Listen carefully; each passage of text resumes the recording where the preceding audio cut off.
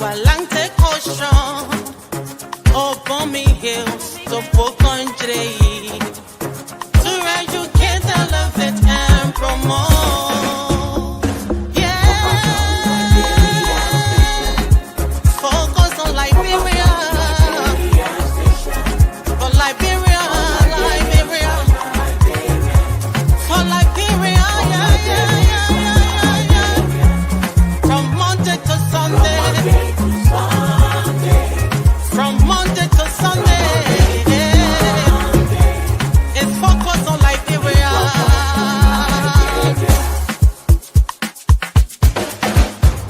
Talk about home affairs,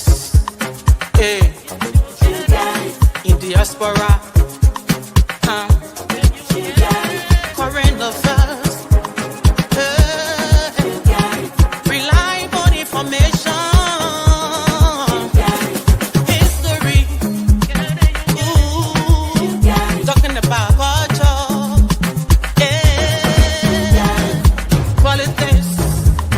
Education, entertainment,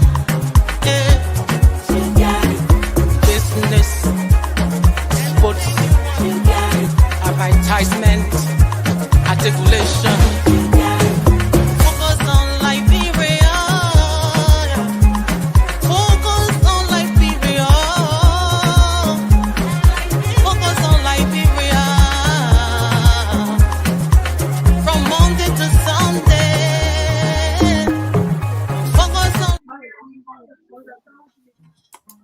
Hello, ladies and gentlemen, and welcome to Focus on Liberia. This is a special edition. My name is Dennis Jar, and we are broadcasting from Atlanta, Georgia.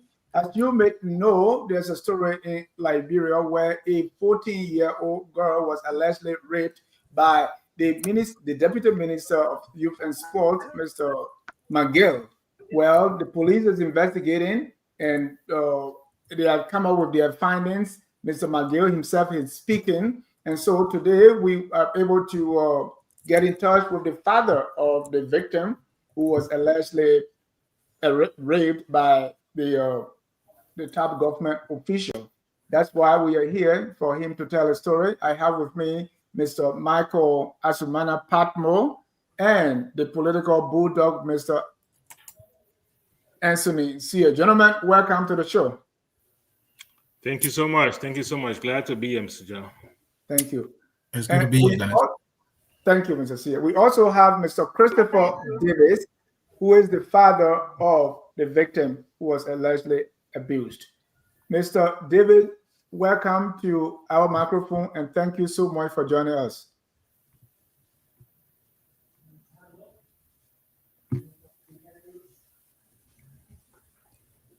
We also have our reporter, Sir Augustine Sir, who is there with Mr. Davis, and we will be bringing you the story. While we try to adjust the microphone there so that it works, Michael, Anthony, welcome. Mr. Papa, thank you also for setting this up. Oh, come on, Dennis. I don't deserve credit. I don't deserve credit. Yeah, this is the effort it's a collective effort of Focus on Liberia. We have created a platform where people are comfortable to do this. We have created a platform where where we can actually get such things done. And so yeah, man, you guys did the heavy lifting. I'm just here facilitating. Thank you, Mr. Sear. I know you've been following this story. The latest is that Mr. McGill has come up saying, "Hey, the police told you I'm innocent, and the people are just trying to tarnish my reputation." If you can, you follow these things. Yes, Dennis. It is an interesting story that gained national attention because of the emotions that are attached to it.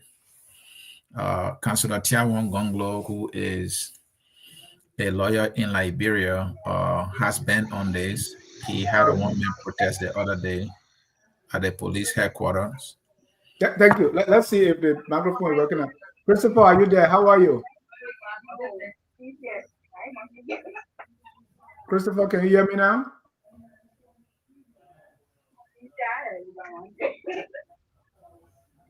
Sir.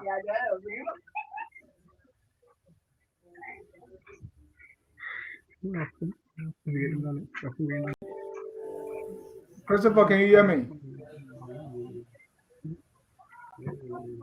All right, Mr. Seal, go ahead.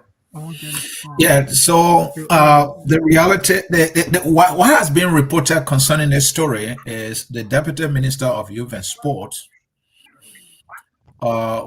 was accused of allegedly raping Mr. Christopher Davis' daughter. Mr. Christopher Davis, based on report, is a Deputy Chief of Security at the Ministry of Youth and Sports. And his daughter allegedly was raped by Mr. Davis. Mr. Davis denied that he... Mr. McGill, sorry, thank you. Mr. McGill denied that he did that. Sir, can you hear me now? With audio output. The audio to come outside from our end is difficult. That's the thing.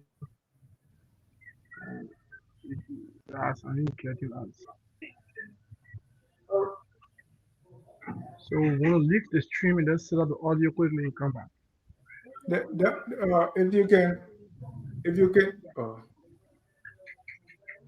If you can call, we can.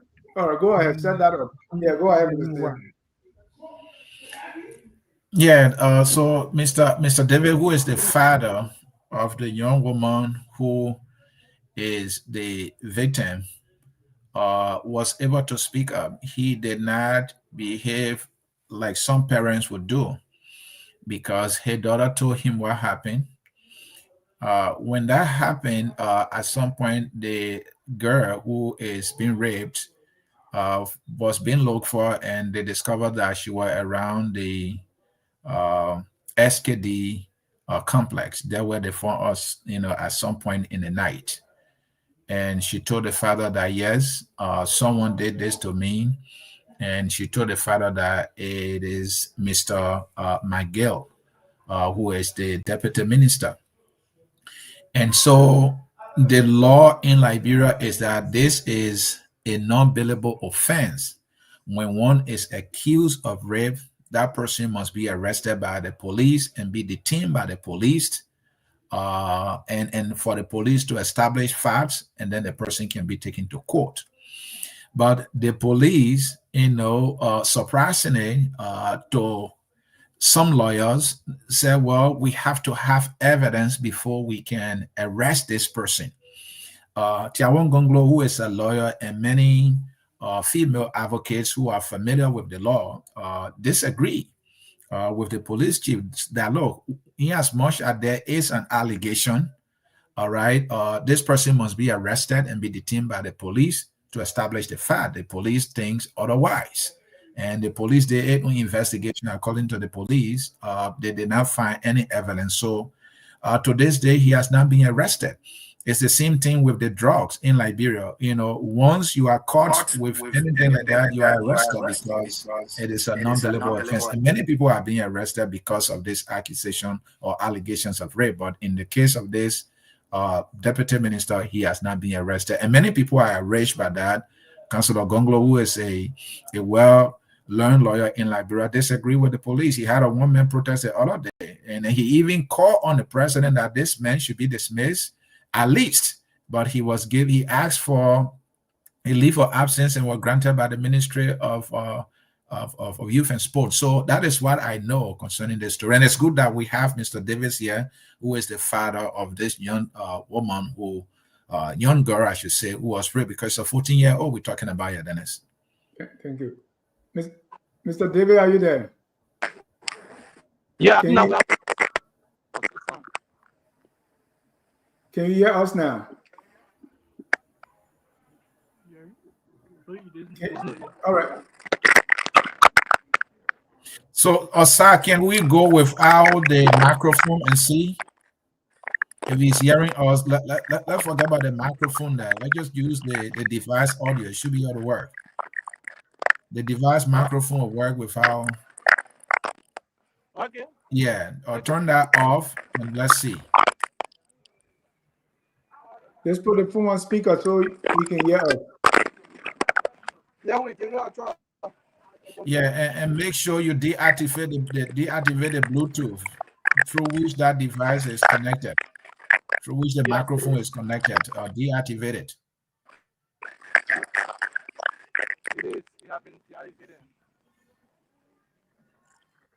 Mr. Davis, can you hear us?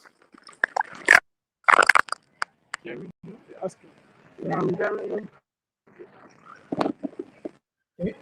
you hear us now?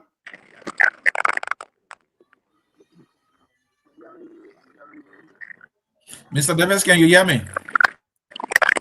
I'm hearing you, yes. Sir, it's not clear.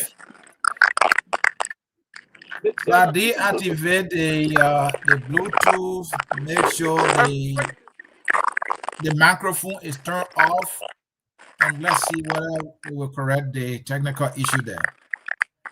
At Focus on Liberia, we discuss everything Liberia, from education to politics, arts and culture, entertainment, agriculture, history, religion, family, and technology. Focus on Liberia uncovers and showcases the best of Liberia and shows the world the truth about Liberia. We educate, elevate, and promote all things Liberia. We conduct interviews, panel discussions, debates, and more. Tune in to Focus on Liberia on Facebook and YouTube and be a part of the stories that make up the news. This is Focus on Liberia, and I am Dennis Jar. Thank you. And we are still trying to work out the technical issue there in Liberia, where our reporter, Sir Augustine, is making sure that we have a better connection so that we can hear from the father of the 14-year-old who allegedly was raped by the deputy youth and sport minister, Mr. McGill. Mr. McGill has since denied any involvement. The police investigation, according to the police, says that, well, they don't find any evidence linking him to be the doer of the rape that was committed. And so this is where we are. And then is while we wait for them, I will go and do a summary again. So what is the accusation? One may ask, McGill is accused that McGill is having to be a deputy minister of youth and sport. He's accused of raping a 14-year-old girl, the daughter of Mr. Christopher Davis, who also served as the deputy chief of security at the Ministry of Youth and Sport. What evidence do they have of, let's talk about evidence yet. Medical reports reportedly claim injury consistent with rape. So Sir is calling me here. Hold on. And so the news today on Front Page Africa, it says Liberian sports personality. Hold on, Dennis. I got Sir here who joined me on the phone. Sir, can you hear me? Yes, we are live by the phone. Okay, so we will do a phone interview instead of the video, correct? Yeah. Okay. Dennis, is that clear to you there? Sir, go out and say something, sir. Okay. So, Mr. Davis, let him say something. Okay. Sir, go ahead and say something. Mr. Davis, can you hear me? Yeah, I hear you. Okay. Dennis, did you hear him? I don't know how clear it is. Okay. Bear with me. Let me connect it to my speaker, and then we should be fine. Yep. Please bear with me here. Yes. The Liberian sport personality and suspended Deputy Minister of Youth and Sport, J. Bryant McGill, has broken silence over a recent rape allegation, declaring unequivocally, and I quote, "I did not commit this act." I'm reading the Front Page Africa. His statement comes days after the Inspector General of Police, Colonel Gregory Coleman, released a preliminary report stating that the Liberia National Police has exhausted all local investigative steps in alleged rape case involving a 14-year-old minor and found no evidence linking McGill to the accusation. McGill is speaking. Now that the police have provided clarity, confirming that the only remaining step is a DNA test, I wish to once again reaffirm my position. I'm innocent and have nothing to hide. The case has stirred public outcry in recent weeks, and rumors circulating across radio talk shows and social media alleging McGill has fled the country. He firmly dispelled those claims, revealing that he had voluntarily surrendered his phone and passport to police investigators. That's the latest on this story.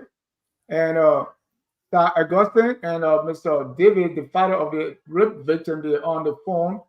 And we will start we want to hear Mr. David's story, and you can make your own, draw your own conclusion. Where there are clarity, we're going to follow up with questions, but we want to hear his side of the story. All right. Sir, can you hear me now? Yes, I'm hearing you.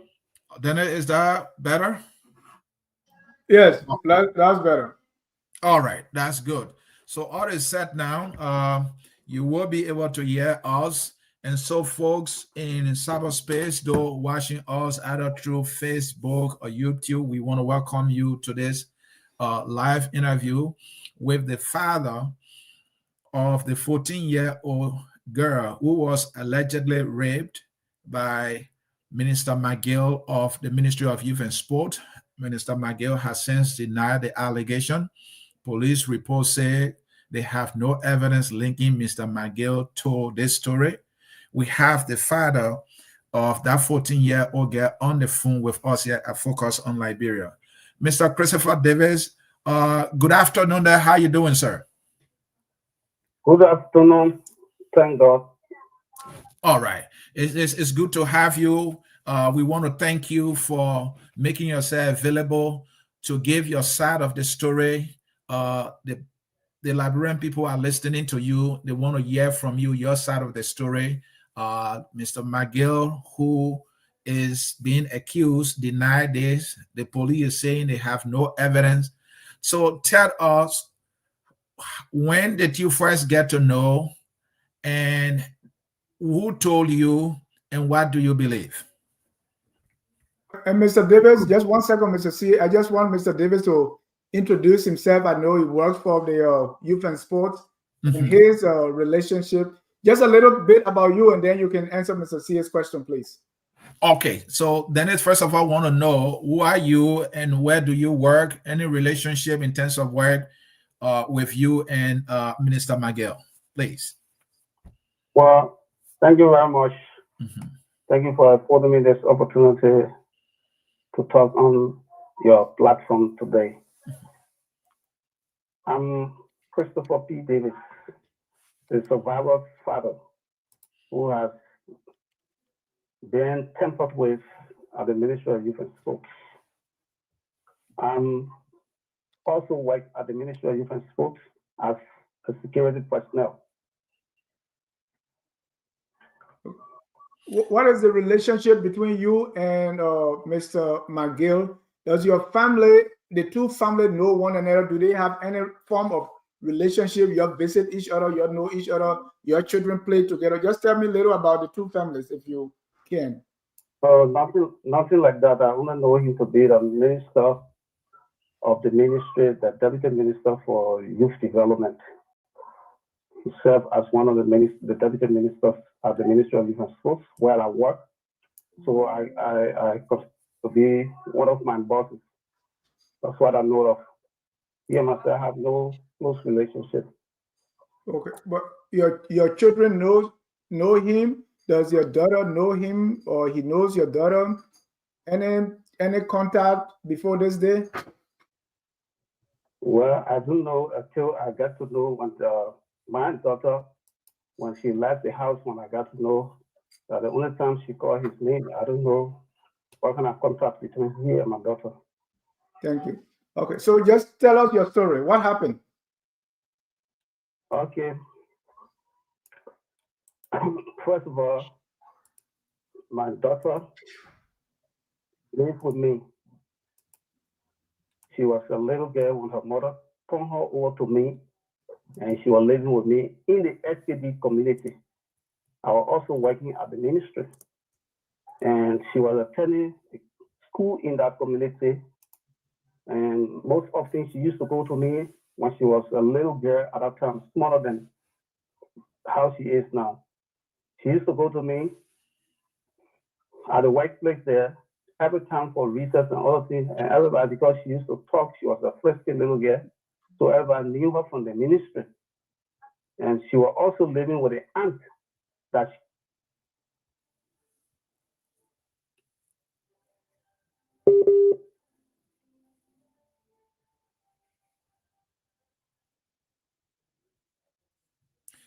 Please bear with us here. Connectivity is the issue. The phone is still connected. The line is still connected. But it says here is reconnecting. So we will wait. Now they finally drop off. And then is while we wait for them to get back on the call. Let me see if I can call them back. Let me see if I can call them back. You know, the interesting thing is that medical report confirm injuries that are consistent with rape. That has been established. And the little girl identified Mr. McGill in person, that she recognized him to be the doer of the act. And so, and he is denying it. And so this is an interesting story. And I hope they can get back on the call, because I heard Mr. Davis, the father of the 14-year-old girl, was talking about are you back on the call now? All right. Dennis, they are back on the call. All right. Mr. Davis, can you hear me, sir? Yeah, I'm hearing loud and clear. Okay, thank you. You explained that at some point. Let him continue. Let him tell his story. All right, go ahead. Can you continue? Go ahead. Yeah, go ahead. Yes, I was talking and you cut off. I was talking about she lived with me. I used to go to my workplace most often when we were in that area before I moved to another community. And then and she promoted to the 8th grade in the new community and the school she attended, And so I decided when school closed, I decided to bring her alone with me to talk with the aunt that she was with first, to come back to the aunt and be with the aunt, because I always going to work and I cannot leave her alone. And what I was trying to dodge is what happened to her. I called to the aunt. I told the aunt, I said, oh, I want my daughter to be with you, because when I come to work, sometimes I can go home in the night and maybe something may happen to her. I don't know. So I want her to be here. She said, oh, but you had a daughter be here with me and we'll all be looking at her. So I said, and I also told her, maybe I'll decide that maybe she may go to school here in this community or take her back. So I give her the girl with her. And the aunt is working operating a restaurant in the ministry. The ministry has its own cafe, and there where she operates, she sells food to people. So every time when she comes in, she will bring the little girl with her in the cafe. So one day on August 30th, Saturday night, I was sleeping at the hour of 10 minutes past 10. She called me. She said, Chris. I said, yeah. When I saw her number, I was afraid because I was sleeping when she woke me up by her call. So, because my daughter with her, I was thinking. So she said, Chris, is your daughter with you? I said, no, I've been here throughout from this morning. I never went anywhere. My daughter, she's not here. I said, what happened? She said, oh, I'm in Kingsburg, but my daughter told me that your daughter was coming with a plastic bag of fuel leaves, bringing it to me at the complex there. But since she went, she has not returned. So I said, but then when she went, I said, at this hour, so I told her, I said, okay, let us wait a while. Then you can please call there to find out whether she has returned home. If no way, then you should call me or I'll call you. So I waited. Later on, I placed a call to the aunt. The aunt said, oh, she never come home here. So I said, then when she goes, so I started a motorbike from my yard and went strictly to the house of the aunt. When I got there, I met the place was locked. So I knocked and the sister came out, the aunt daughter came out. So I said, is my daughter home now? He said, no, we just went out again to go search for her, but we didn't see her. So I said, but then what is going on? What happened to her tonight? Where she go? So I said, okay, anyway, I have to get to the police to have the police informed that my daughter cannot be found. And so they can be in the know. So I'm going to the police station now. So I have the daughter, the sister now said, let me follow you, let's go together. And I have started walking in the darkness, going. When I got around the complex area, at the back of the complex, I saw the motorbike coming.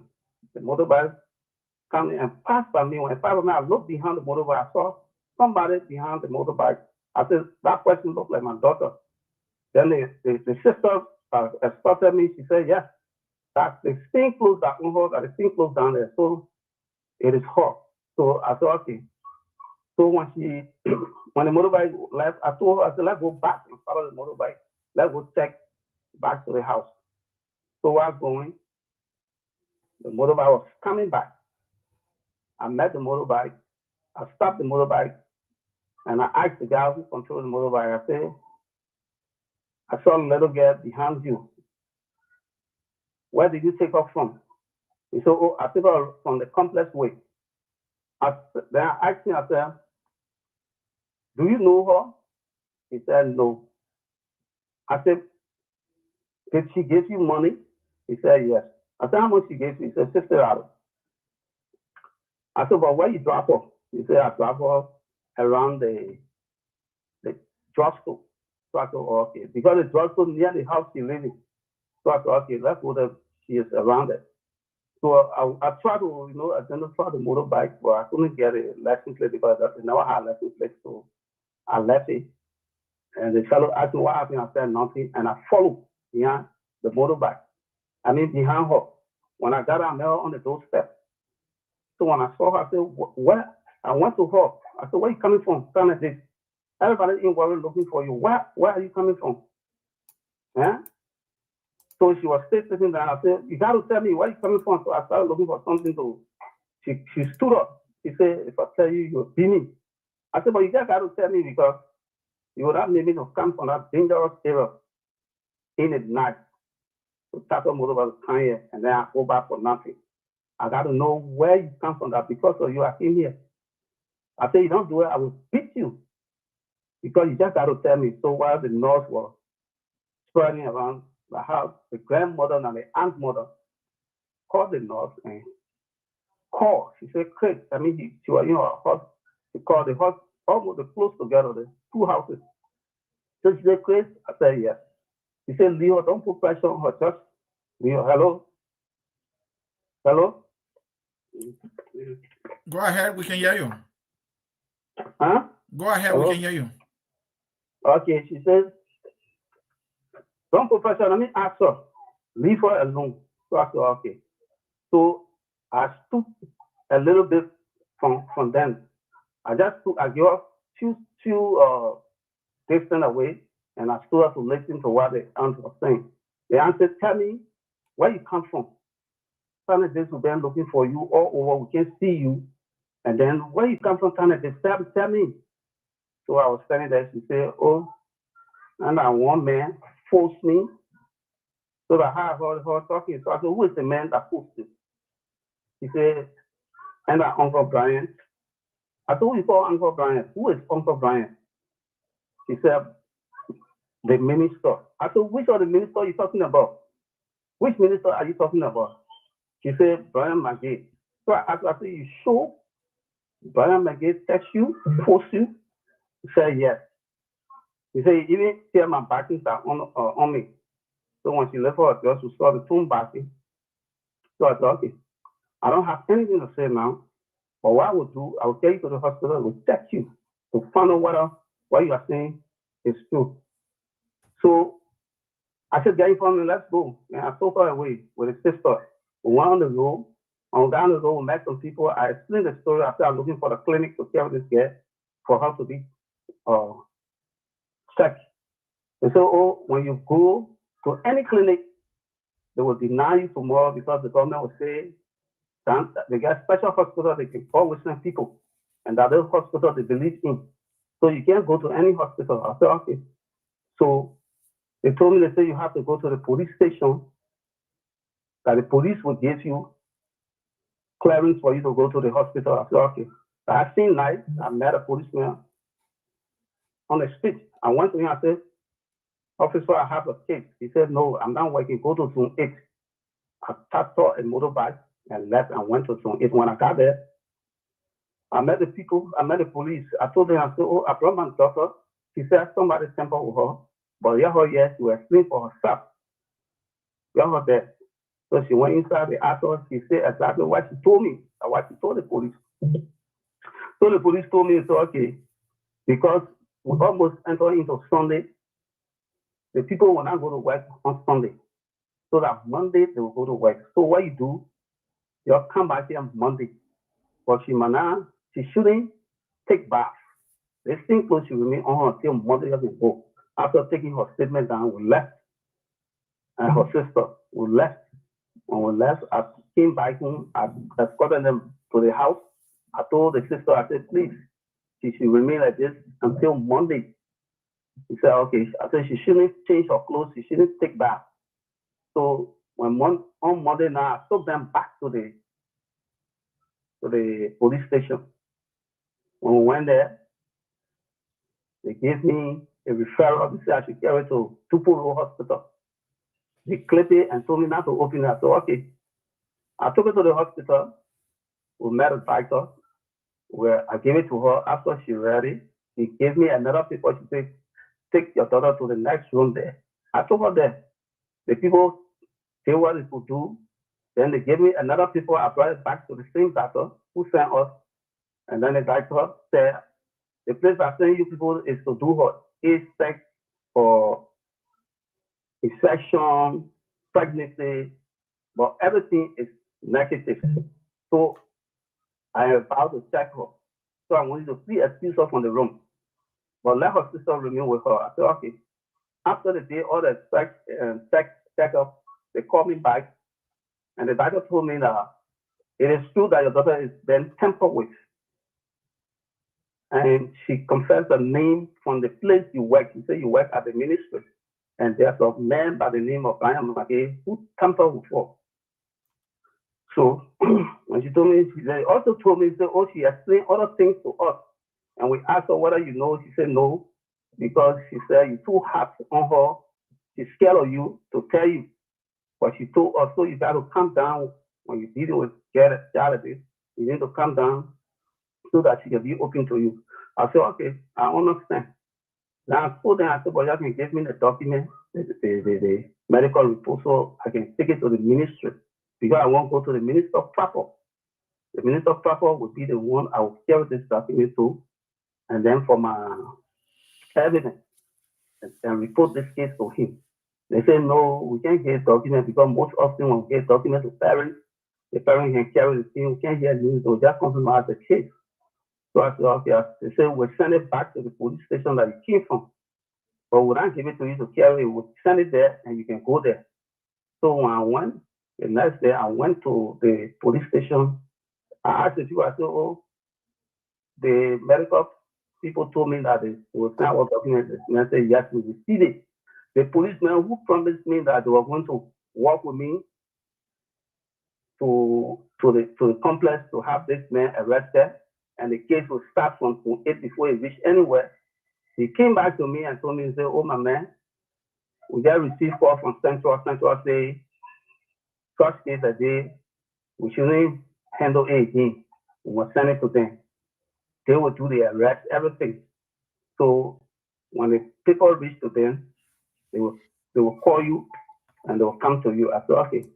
I said, how long is it going to take? They said when they get it, they will call you. So that when I left, I went home. I said, okay, I will be waiting. I was to work. I didn't receive any call that day. So Chris, by this time now, you have taken days. By this time now, has the news gotten to McGill that he did something to your daughter, or you think McGill has not done anything yet? No. I did not spread the news. Okay. I did not spread the news. Even the police, from the police line, said I shouldn't say about that. I shouldn't tell anybody because they were going to go with me to do the arrest. Okay. So myself, I kept it. I did not tell anybody to the compound, to my working place. I didn't tell anybody. I was only dealing with the police and myself. So when I waited, I didn't receive call, so I placed call to Central. The police officer answered me from the women protection, women and children protection, and he asked me who is speaking. I said I don't want the victim part of who have been tampered with at the Ministry of Youth and Sports. He said, "Oh, old are you? What's your name?" I called my name, and then he asked me, "Do you know? Do you ever inform this fellow?" I said no. I didn't tell him because I was waiting for you people. But you people were supposed to tell him that what I went to you for. Then he said, "You get his number?" I said, "No, I don't have number for him." So he said, "Okay, we have many documents there. We are arranging the document, and now you're one. We have so many rape cases here, and then we are sorting the document. After that, we'll get back to you." I said, "Okay." He dropped the phone. Later on the same day, he called me back again. He said, "Mr. David, I want you to come with the doctor, the sister, and the aunt. We want to do investigation." I said, "Oh, but today I don't have the chance to come down there. Let it be tomorrow." I said, "Okay." The next day, when they did all what they could do from 7 o'clock in the morning, were there until almost to 6 o'clock. They take statement from her, do everything. And I left. And we left. It came by the day, they were engaged the men. But actually, they were not talking with me anymore. They were not communicating with me. So the aunt, there's a man they called Mr. Brown. He was the one there they were communicating with because he is the like father to my daughter because it's the aunt's friend. So they were calling, so he called me, he said, "Oh, the man," I asked him, I said, "But what is going on, Mr. Brown?" So they said they will call him and engage him. So after that, they want to engage me. I never knew. I was sitting down with some friends. When a call came to me, he called me. Bryant McGill called me. He called me and said, "Oh, Craig." I said, "Yes." He said, "This is Chief Bryant." I said, "Yeah, listen to you. I recognize your voice." He started shouting over the phone, telling me, "Oh, that you lie on me? That you lie, I raped your daughter? That you lie on me? What you gonna lie on me for like that? Huh? What you lying on me for? Huh? Why you got to put me on record? Why you didn't come to me to come tell me? You saw to come to me to tell me, or you're not able to tell me, you go to the minister's staff or you tell him that we're going to call us. But you're not supposed to put me on record." After he saw all those things, then I responded to him. I said, "I want to find out from is that why the police go to you say, I don't want to say you raped my daughter, or the place you went to get your information, that's how they told you that I don't want to say you raped my daughter." I said, "Let me tell you, my daughter said that you raped her. My daughter, she's the one said it, say you raped her. She went to the police station, she told the police that you raped her. She went to the medical center, she said the same thing. She continued to say the same thing over and over. So what do you mean by it?" He said, "Oh, okay, I will deal with you. Wait, let me see with the kids. I called the phone in. So I said, oh, what the man threatened the mayor, he threatened me, and I will not wait for him now. I will start spreading the information. So I called the police. When I told the police that the man called me and started threatening me, he said, the police said, okay, we thank you for telling us. I was off. Nothing else to do about it. Thank you. I was on September 9th. So while I was home, I was set to work here. Then the deputy minister for administration called me on the phone. He said, Chris, where are you? I said, oh, I'm at the front gate. He said, okay. I said, anything? He said, no, I will come to you. I will come. I'm reaching somewhere, but when I finish, I will come to you. I said, okay. So I sat down to the gate. I didn't see him. I said, okay, but let me walk to gate 15. I went to gate 15. While I was there, I saw the minister, the deputy minister for administration. He called me, he said, hey, come. He said, my man, what happened? I hear news, different news. I want to explain. He said, oh, my man, I don't want you to explain much, but I just want us. What you think we can do? So I said, but what you want me to do? He said, I said, that question don't belong to me. That question belongs to the fellow. He said, yeah, that asking because I'm man and my friend that was asking you. I said, but ask him. I got nothing to say because I already put that asking to the police station. So I got nothing there to say again. I'm waiting for the answer result from the police. That same day, September 9th, in the night, the deputy minister for administration was talking with me, and I told him had nothing to do with it. How he left me, so okay, I'm going home. Tomorrow, I will get to you. I said, okay. When he left, after a few minutes, my phone rang. Bryant, one of his staff that always be behind the coffer called me. When he called me, he said, Chris, I don't want coffer, man. I said, yeah, hello. He said, everybody here waiting for you. They want to see you. Everybody will get inform you to the front gate. So please come. They want to DMA want to talk with you. So that's how I left from gate 15. When I was coming, I told the people, I said, oh, DMA calling me. Or DMA told me that he was going home, but now he said he calling me from. So I reached in there. So when I got to the front gate, I saw more than 4 cars parking facing the roadway, and the place was dark. So when I stood to the gate, I said, well, what the man that was calling me? And I can't go down there with all the cars parking over there. I can't go there. So when he noticed that I was standing to the gate, how he put his hand up, he said, yeah, me, Chris. I don't want DMA, I want to see you. So I said, but what's DMA? When I go there, I saw DMA too. He said, Chris, come. When I went to him, he said, no, that Bryant called you. Bryant said he wants to talk with you. So I went closer. Bryant started talking, holding me, begging. Said, oh, I'm sorry. You know this here. I don't know if it happened. I want to apologize to you. I have to forget about it. And that was, he started talking. He said, I'm only doing this because of my character, because of my job. So I came to apologize to you, to tell you sorry for what has happened to your daughter. So Bryant McGill, now who allegedly raped your daughter, was begging you to forget it? Yes. Anybody was there when he was doing that, or just 2 of you? And for us, the deputy minister for administration who told me to Bryant call, he was standing there. Okay. He was there. Yeah. So when he was talking to me, so I told him, I said, this begging, it's not clear to me. Because you're not telling me the truth. You only say for your character and for your job. So I don't know. So what about my daughter? I think about my daughter, the way she has been molested. I think about her future. I think about everything about her. Now you're talking about job, you're talking about business, you say you're apologizing to me. So why are you apologizing to me for?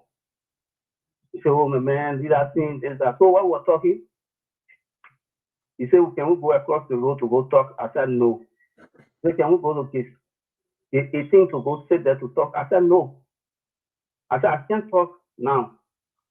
So while we're talking, the deputy minister was standing there. He said, my man, Chris, you see the man will be, you know your eyes, he say, he did it. From the apology, just accepting, say, oh, yeah. I said, no, I can't do that. I will not do it until he can tell me. I apology not clear. I just accept that, say, it's job. I will not do it. So, thank you. Chris? Yeah. So you can wrap it up now. So from that time till now that he has come up to say on the radio in newspaper that he didn't do it. So just wrap it up from that time till today. Okay. Then from there now, we went. I also did some background investigation on my own. I went in the country and started asking some of the security guards and other people whether, because he denied the fact that he doesn't know my daughter from anywhere. They never met before. Since then, he didn't know the girl. That's why he said. He said, I didn't even know that girl they're talking about. But that girl, she will tell you who did it to her. Because I never see her, I don't know her. She can't sit down eyeball to eyeball and tell me, say, that me. So I don't know her. But she will tell you one day, just be talking, or she will tell you do it to her. Somebody do it to her. So I said, but you know the person, you can't tell me. You know the person doesn't tell me now, so we can finish with this case. So we're talking. From there, from that end now, I begin to ask some security guard. This security guard told me, because he said on Saturday he never went there. The security guard then told me that he saw his car there. Car passed through the gate in the night. But they don't know whether my daughter was in the car because the windshield was up. And he said he never went there. So the next one, the same security guard went, they called them indoor to ask them, and I don't know what happened. They changed that thing and said, that was told me. So, but the same security guard who told me that his car went in the fence also gave me another information about one guy. He said, oh, my man, our worker, one of the workers just admitted to me that he saw Bryant McGill and they get together. So he shouldn't lie that he never saw the girl. Even he was telling the girl how you were going to buy her capital, how you send her to school. And my daughter, in her statement, she mentioned our same story in her statement. So Chris, who lived in that fence? The fence that the place McGill lived? Which fence, huh? The fence the security guard told you that yes, we saw the car. That in the complex, that the incident happened in the complex. At the SKD, there where the Ministry of Youth and Sport is now, Dennis. Oh, okay. So in the Youth and Sport complex, okay. Yeah, there were the Ministry of Youth and Sport. They got offices there. In the ministry is located at the SKD Sport complex. Okay. And the alleged rape took place in that same complex. Yes. All right. And yeah, always going to complex because they have restaurant there. You can go there. Right. You went there on that Saturday. Okay. All right. I recorded the security guard when he told me that somebody told him. So the few days, I think that yesterday, we went back to the police station and they called us out to come and testify whether they told me for true. So when I went with my lawyer, we were there, the counselor was sitting down, we met them. The police asked me, I explained, they asked the other man, he admitted, he said, yeah, I saw the girl and the men together. And he told the girl that he was going to buy her capital. So they asked him, he said, yeah, when the guy spoke to him, he said, I will buy you capital. So they asked him, he said, oh, the guy just speak to him and he said, I will buy you capital. He started thinking a statement, he said, yeah, but she told her that he was going to buy her capital. But there are many things he said, and he was not able to stay down there. He only admitted that, yes, the guy he met.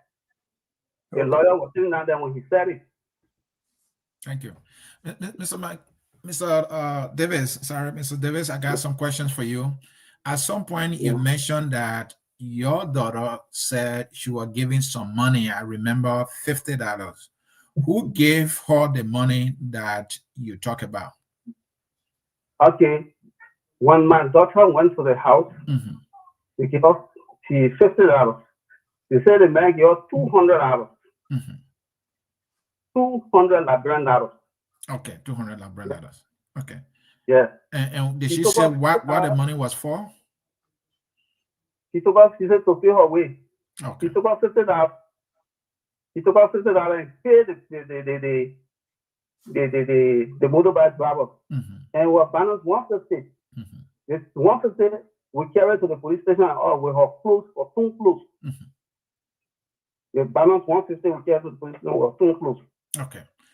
All right. Thank you. My next question is, you said there's a restaurant at the complex where she works with her aunt, who is one of the ladies doing business there. Have you ever asked her or the aunt if Mr. McGill is one of the persons who will go at the restaurant and that she will serve?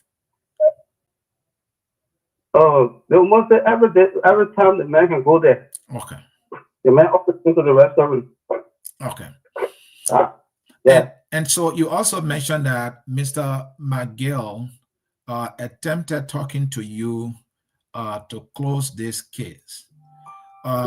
In your belief, what was he trying to do? What is your understanding of what you were trying? You said he apologized to you. Let's put this behind. He calling you in a particular place to go and talk. What do you think he was trying to do? McGill was trying to tell me that because he talked about money also. He talked about 1,000 United States dollars. He wanted me to forget about the case from the public and just bring it in, we talk it in-house and finish with it. Maybe he gave me that $1,000 and everything finished. But I told him, said, no, I'm not here for money. Yeah, are you sure Mr. McGill, Minister McGill mentioned to you that he will offer you $1,000 so that you could, to forget the case? Mr. McGill told me that what you think, you see, he said, even if I do it, I can take on $1,000 to give it to you. And I told him, I said, you think that money is not behind you? If I want that money, I want them to go and publicize that information. Mm-hmm. I'm going to publish information. That's what I told him. And you said that he tried to beg you to forget about the case. Is that correct? Yeah, in the sense that we will go in to talk it into. Mm-hmm. Yeah. But he was never direct. Huh? Yeah, he was not the right to say. Mm-hmm. The first thing he was defensive. Mm-hmm. So I told him, I said, but you're not open to me. You got to be open. Mm-hmm. The first thing my daughter accused, you must come out to tell me because the medical report has confirmed it that she was tampered with, and the best person, the best evidence to say this person that my daughter, she don't want to know what happened to her, and she called your name. Mm-hmm. And you know that since Mr. McGill is always going to the restaurant at the ministry, Mr. McGill is one person she will usually see as a customer at the restaurant. Is that correct? No. There are many people that restaurant. Okay. And so you believe so you believe that there's no way she can mistake Mr. McGill for anyone else. Is that correct? Oh, yes. The people that several times the bank asked her, they just came my daughter from one place to another, asking her this question, and she consistently calling this man's name. There's no change in her statement. Mm-hmm. She consistently calling the name. How can over thousands of people in that ministry and plenty of people know her? Why she never called somebody who just go to that man's name and call him? And the man, and one of the witnesses said they saw him telling the girl that he was about her this, he was about her that. Okay. And he said he never know the girl. All right. At one point, you explained that when you were called, that they wanted to talk to you, McGill wanted to talk to you. You said you saw a few others who were there along with Mr. McGill, and one of those persons said, "But you think the fact that the man is trying to appeal to you, you should understand what he's trying to say." What you think that person was trying to say to you? What's your understanding of what he was saying to you? Well, my understanding is that that person was telling me that I should agree because the man is appealing, and perhaps I was thinking that he's the one that did it, so he cannot be bold to tell me. But I was not standing on that point because the first thing the man threatened me on the phone. Mhm. And then at the same time, he came back to come apologize. So I told him to be very open to me. And did you see this person who told you that, well, the fact that the mayor is apologizing to you, and the mayor is begging you, you should know, what he's trying to say in that. Did you see that person talking to McGill at any point during the time in that place where they had called you to talk to you? Did you see that person going close to McGill and having any conversation? So I was not there. Okay. I went there. He said, yeah, McGill wants to talk to you. So I was there. Okay, yes. My final question. You said Mr. McGill threatened you.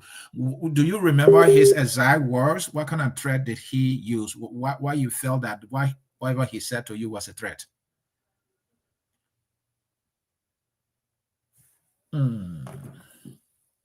It seems to be it's reconnecting. At Focus on Liberia, we discuss everything Liberia, from education to politics, arts and culture, entertainment, agriculture, history, religion, family, and technology. Focus on Liberia uncovers and showcases the best of Liberia and shows the... All right. Ladies and gentlemen, if you're just joining us, this is Focus on Liberia. We are in conversation with Mr. Christopher David, father of the 40-year-old who was allegedly raped by the suspended Deputy Youth and Sport Minister, Mr. McGill. He is explaining his story, and we are trying to verify and ask some questions just to follow up and get clarity. If you want to ask a question also, please write that in the comment section. And we're going to ask Mr. David. We have him for an hour, so we're almost approaching that mark. He said he has to go to work. So when we reconnect, we're going to conclude. Yeah, so we are back with Mr. Davis. Mr. Davis, can you hear me now? I can hear you clear. All right, Dennis, you can go ahead if you have any questions. Yeah, right. And he said that person who was saying, you think he want to say something. Hold on with your question. He wants to say something. Go ahead, Mr. Davis. Yeah, anyway, you're questioning me, but my explanation, what happened, it's very long, but I still have to wrap up. What I wrap up for. Okay. All right, thank you. Sorry.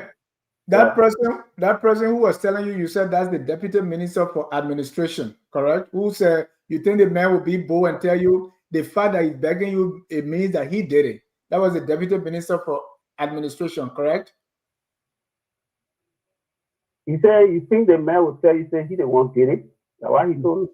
Who told you that? The Deputy Minister? For Administration. Okay, good. So it is the hospital established that your daughter was tampered with. Is it possible that somebody else did it and not Mr. McGill? So who the best person to say it? And not again? Yeah. Yeah, she was tampered with. She knows who tampered with her. Okay. I will go for my feeling when McGill tampered with her, and that's what somebody else's name. McGill came up and said the girl just wants to spell her name. Does she have any reason to do so? Does she have any history? Has she lied on anybody before or been in any problem with anybody before that you know of? No. My daughter has not been in problem with anybody. She has lied on anybody. We never want kids. We never want kids for her before. So it was surprising to me. My daughter was going to tell everybody that this man. And my next question is, at some point you said you wanted to talk to the minister proper. Did you at any time have any conversation to inform the minister proper about this case? Because you mentioned that you wanted to do that. Yes, I wanted to do that. The police advised me not to do it, so I didn't tell him. But when Bryant threatened me, that's the time I started going to tell people. I met the minister, I told him. All right. Then after some time, you said the police told you that you shouldn't tell anybody because they were putting the evidence together so that they will carry on the arrest. But then the story changed and they will not carry on that arrest. What happened in between? They said Central called it, and Central told them that This time when they get kids, they must transfer it to Central. And between there, I felt that something fishy was going on. Because they told me that they were going to arrest the men to their depot. It was from the depot they were going to start the investigation. If they were to transfer the case, then they will start from there. So it's supposed to be at the place where I care with my kids. There where the kids supposed to have started from. And they gave me the surety that they were going to come with me. But later on, I went by the surety. Have you gotten a lawyer since this happened, Mr. Davis? Said, yeah. Okay. They win it, the 50 lawyers, the human rights, and I have my personal lawyer who is Councillor Tiawan Gonguru. Oh, okay. All right. The gender ministry said they too investigated, right? Because the police, the gender ministry said they were all involved. Have you and your daughter being interviewed or questioned by people from the gender ministry? Yeah, one time I talked on phone. I think it was on the 11th of, if I'm not mistaken, on the 11th of September. It was when I spoke on the radio, on phone radio. It was the next day.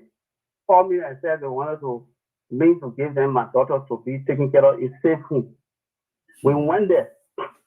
When we went there, my daughter explained everything to them. It was not even the first time. She explained the first one and the second one to them. And they take note of it. And since that time, has there been any contact with the gender ministry? Well, the gender ministry, they will want to take my daughter. Sometimes they want to take her to the police station. So one time I told them, I said, look, my daughter will not be, my daughter is a small girl. You can't be carrying her from place to place to be asking her questions. It's also a sign of intimidation. Because you care also, they say, you tell me, say, oh, but she's going to go for investigation. A small girl, I said, when you're going for investigation, so tell me. That's all care her more. That's all be carrying her from place to place. That intimidation, you're intimidating her. So when she says something, they say, oh, the girl say different thing. We're not there, I'm not there. Thank you. And then the girl's aunt, who's selling to the youth and sport ministry too, has she had any contact with the ministry or anybody trying to also investigate her? Who can? Your daughter's aunt, is she helping throughout this process investigation? My daughter is not with me. I don't know what is doing to her. No, the auntie. The auntie, who she sells for at the ministry. Yeah, the auntie going through investigation at the police station. Thank you. All right, Mr. Davis, thank you very much. Anything you want to conclude? I know you said you cut it short, so we just want you to wrap up now and tell us anything else that you want to say that the public to hear. Okay. Yes, what I just want to say is I'm calling up the public, calling all everybody to join me in this fight. To fight. It's not because this happened to my daughter. It can happen to anybody's child. And if we don't see today, if we don't find solution to it, it will continue to happen. I'm a single father. I've been fighting for my daughter until she reached 8th grade. My one been sponsoring her. I don't take help from anybody. And today, it was surprising to me to see my daughter in that condition. And that condition she's in, I don't know what would be the future of her. Whether something will happen to her, something will not happen, her life will just be miserable, I don't know. Because what happened, I cannot understand a little 14-year-old girl for somebody who can burn her to go just go and mess with her like that. So I'm calling all the civil society group, everybody, women, senior lawyers, everybody to join me in this fight so that this can come to an end. You will be a father. You stand for what you know. Fight for your rights. I'm single. I don't have anybody behind me, but I have the Almighty God behind me. I don't have money. You may have money and spread money all over, but I don't have money. I'm just a single man and spending nothing but depend on God because the truth is the truth. Once I'm saying the truth, I'm not a threat or anything. The only way I'll be a threat when I'm lying. That's the time you can be a threat, because when you're lying, you don't know what you're saying. You'll be training and be stumbling and be saying all kinds of things. But things that I saw and experienced is what I'm saying here. I can be sleeping, you wake me up, I will say the same thing because I saw it and I was there and I went through this thing. My daughter has gone through things today. Her life is just miserable now. She's crying according to some of the lawyers that went there. They told me that they went there, they met her, they said she was crying, that she has been intimidated and all kinds of information. She said she's afraid to be there. And they say people that she's not in school, but this young man is passing around. Only us alone, they will be asking, why should you ask? I hear my complaint. Then you stay investigating me. I thought you're supposed to be investigating the person, but you're calling me, I'm gonna call people, I'm gonna do the one, do everything, all kind of questions they will be asking me, thinking that I may say something else so they can capitalize on that. Mm-hmm. You understand? So I'm telling the public to be aware that you people, all the women, people that have children, that have babies, daughters, boys, let them wake up and join the issue. Don't fold your hands. Tomorrow it may be you. Stand as a father, all fathers from today, as you see this example. I'm not resting, I'm up and down, frustrated and under stress. But still, I'm moving with all the threats and intimidation they have been giving me. I do not sit one place. Still moving to see justice for my daughter. So I want everybody to join in this fight and let justice prevail. Thank you. Thank you. Thank you. You're still working, right? You're still going to the ministry to work? Me? Yes. No. Okay. I didn't get you clear. No, I say you're still working at the ministry there, right? Yeah, I said that, yeah. Oh, okay. All right. Thank you so very much. We appreciate your time and telling your story, Mr. Davis. Thank you so much, sir. Just before we hang up the call, let me just finish in this from my end. Okay. So I think the police is being unfair. After we got our investigation, the police told the press that they have a CCTV footage in their possession, and up to now, the question was being asked to the police RG, why is it that we can release the CCTV footage from the minister office? You know, the youth and sports ministry is certainly gathered by CCTV cameras in every head office, ranging from the minister, all of the deputies and directors are guarded by CCTV cameras in all of their offices. So I think it will be fair enough for the police to release the CCTV footage to have the investigation smoothly done. Thank you. That was the voice of our reporter there, Sir Augustine, reporting from Liberia. Thank you, sir. And we will now take leave of you. Dennis, that was the side of the father. And I think from what he explained, that this is a story that he continued to tell. The story has not changed.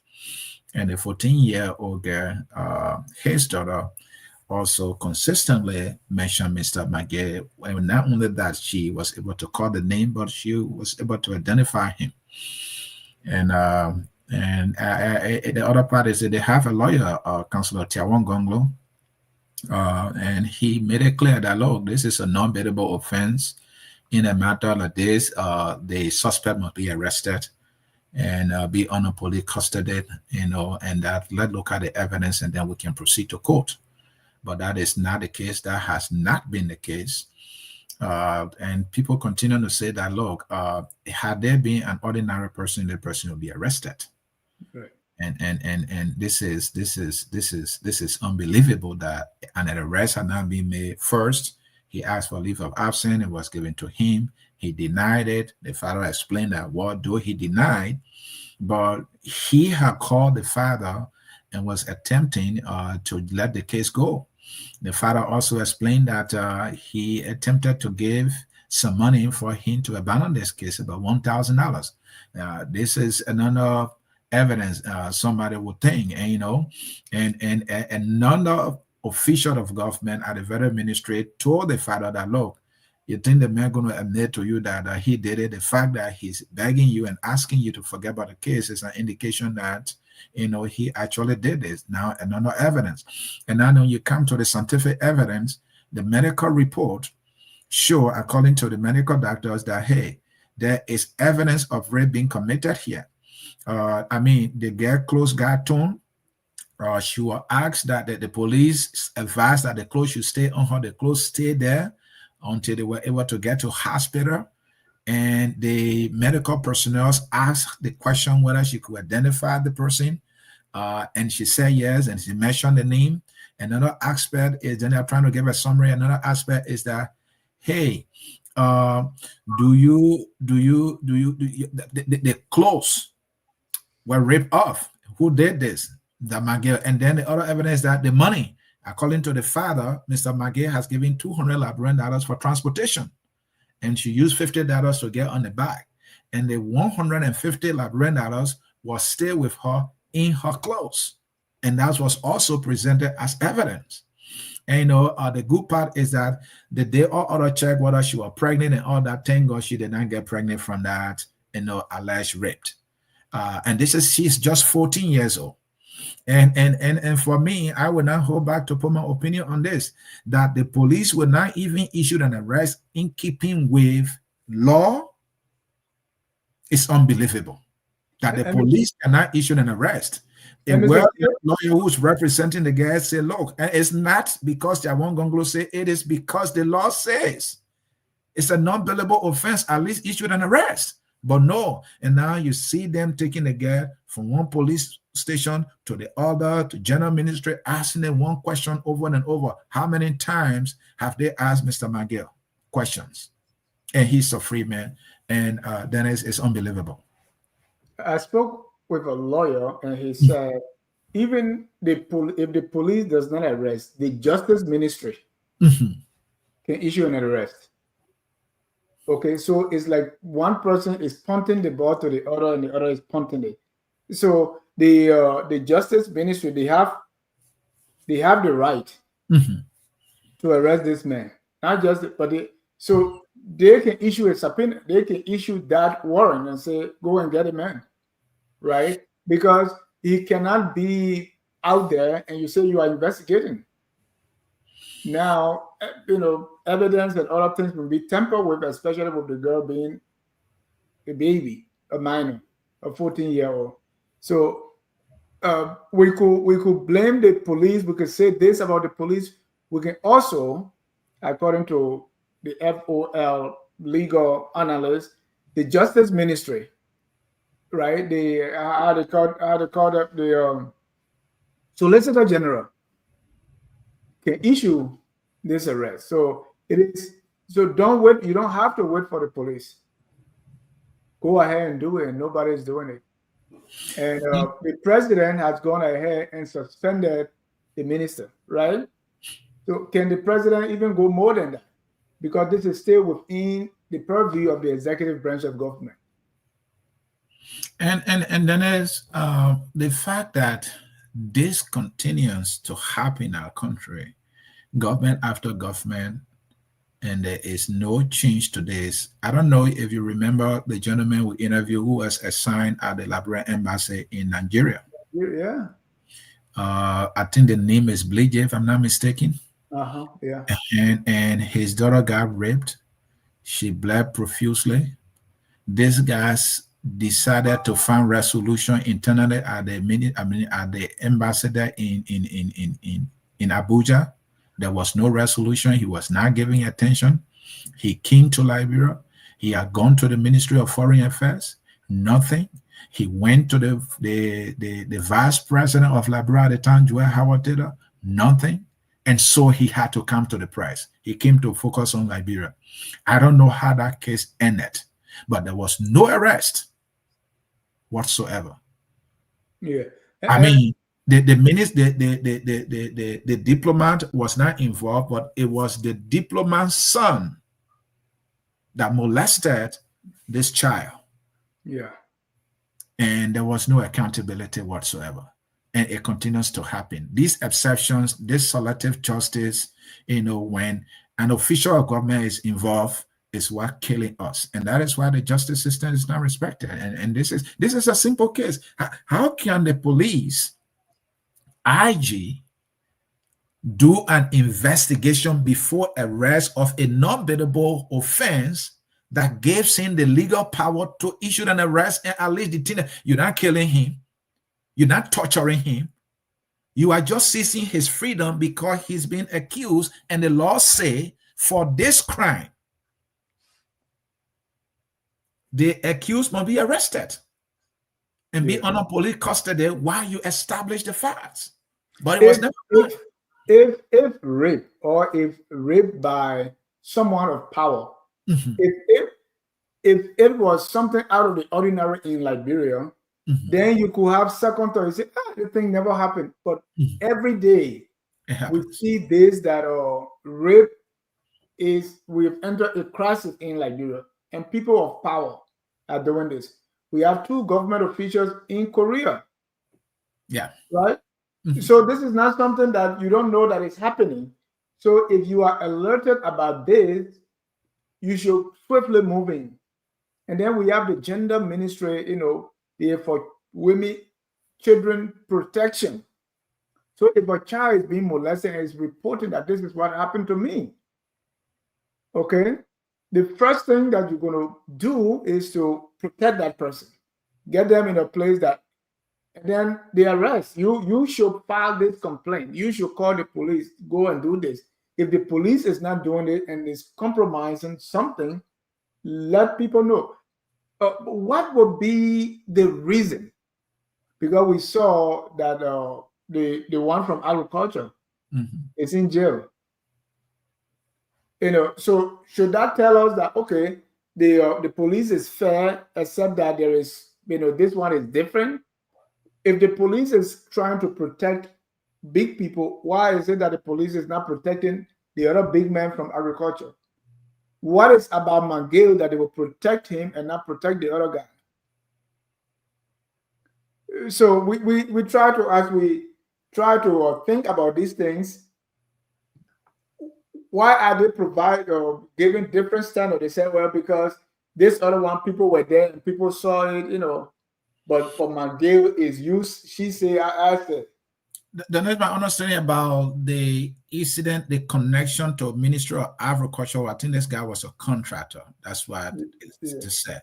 Either he was a contractor, but not an official of government. So if he were arrested, I didn't follow that one in particular. So if he were arrested, I'm sure that was the reason, because he was not an official of government. I mean, it's fair to say, because if that's the case, then Mr. McGill should be arrested. Then the danger to this is that this is why some family members will not want to come and speak up. Yeah. Because those who come to speak out, they don't get justice. All they go through is this trauma. It's almost like re-victimizing them. You're right. The family, look at what this man is going through. And look at the girl is not in school now. She's not in school. Had she kept quiet, she was going to be in school. She was not going to face this public or scrutiny and the ridicule and the shame and everything. Right. But now, and then in a society like ours, where they say, oh, you try to spoil the man's name. Okay. So in other words, the victim is being blamed. Or the man was trying to help you, or the man was trying to do this, and because there are other 14-year-olds who this will happen to, and they will be quiet. And in fact, sometimes they get money. Or someone say, okay, since this man did it to me now, let me be there so the man will help me, so the man will help, and they call that help, right? So these things are now, with this being reported, the child is not in school. This child is, probably not want to be with friends because they're going to talk about it. Some going to blame her. Some going to say, oh, you did it. You look for it.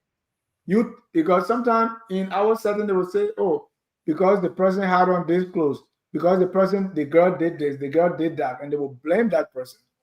So I believe there are people somewhere in that when they see her, they will say, either she looked for it, or she's trying to spoil the man's name, or what, or she's stupid. She could have used this now and get money and buy X, Y, Z and do this. So this is just wrong.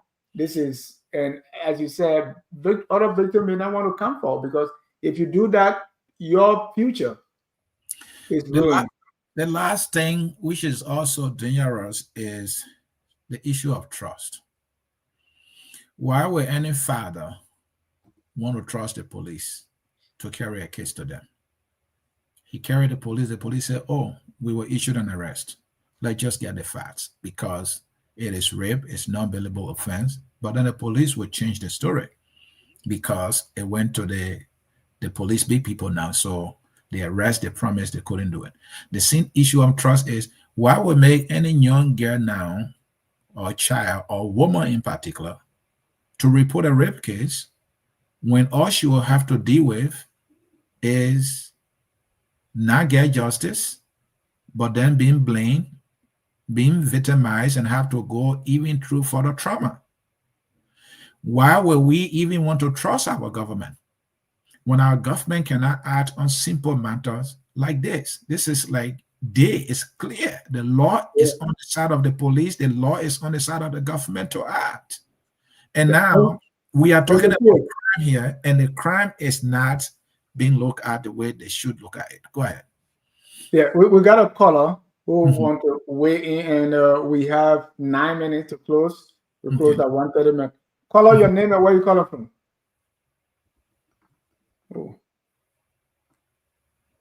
Oh, sorry. Let me have to admit. Okay, go ahead. Caller, your name and where you calling from? My name is Anthony James, calling from PA. Go ahead, Anthony.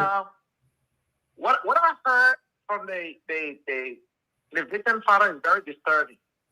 So that means the police or the government has custody of his daughter while the alleged perpetrator is walking free.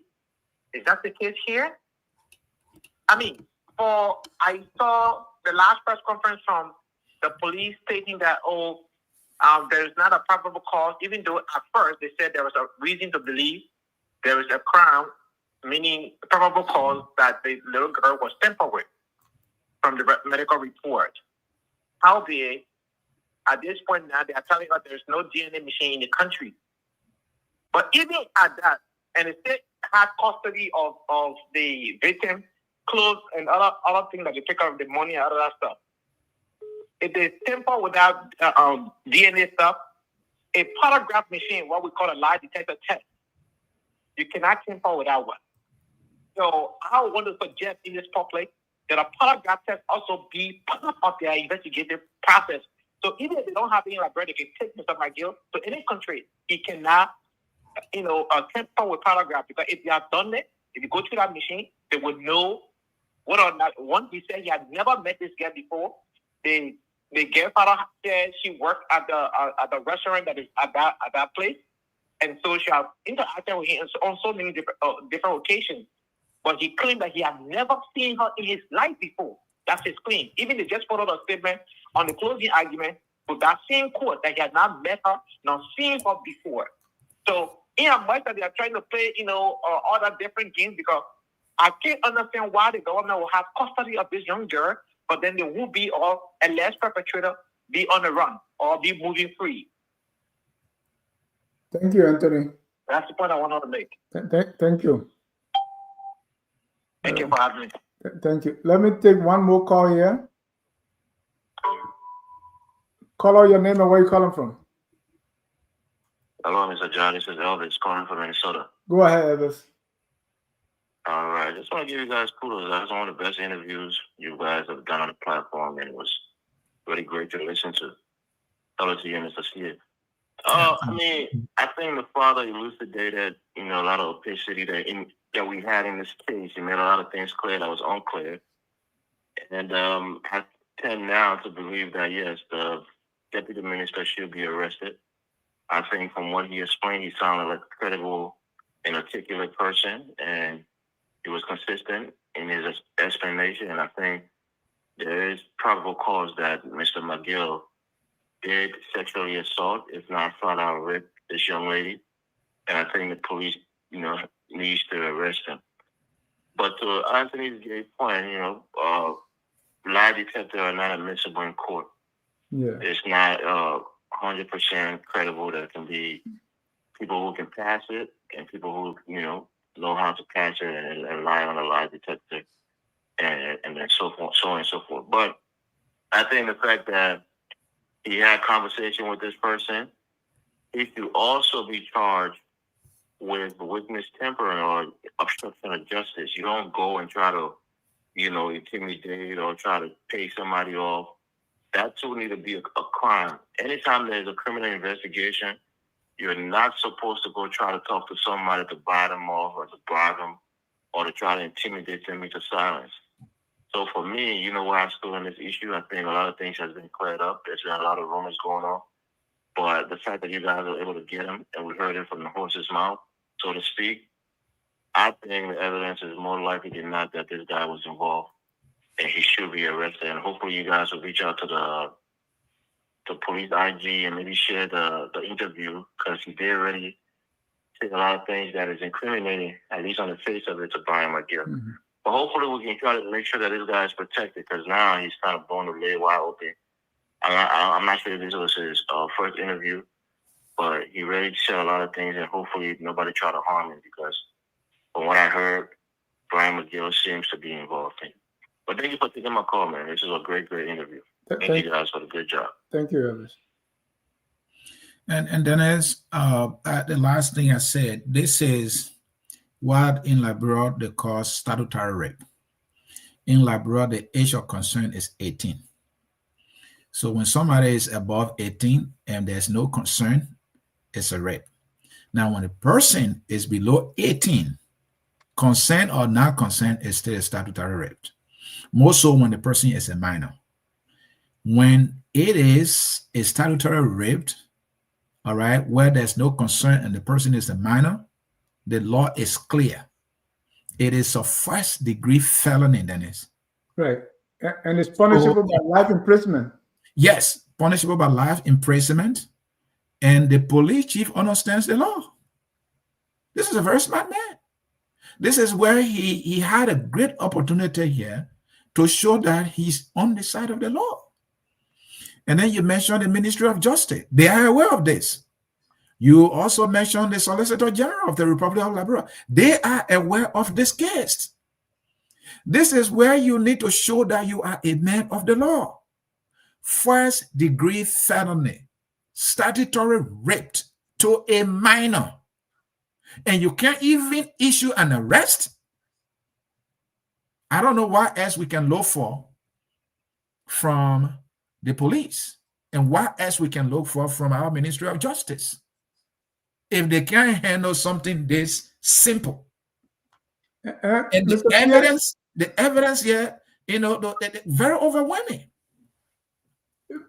Mr. T, somebody may ask, what reason does Gregory Coleman and the LMP have to cover this up? Well, if you ask me, they explain that there is no probable cause. I don't understand what that means. The little girl the child consistently mentioned this man by name, was able to identify this man. Another evidence is that he had given $200. She spent $50 to get a motorbike, and the $150 was on her. Her clothes got torn up.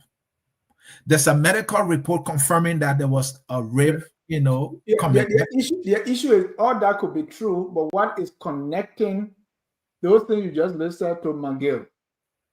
And they said one of the reasons they're saying that, well, there's no probable cause to say McGill was not seen at the ministry at the time.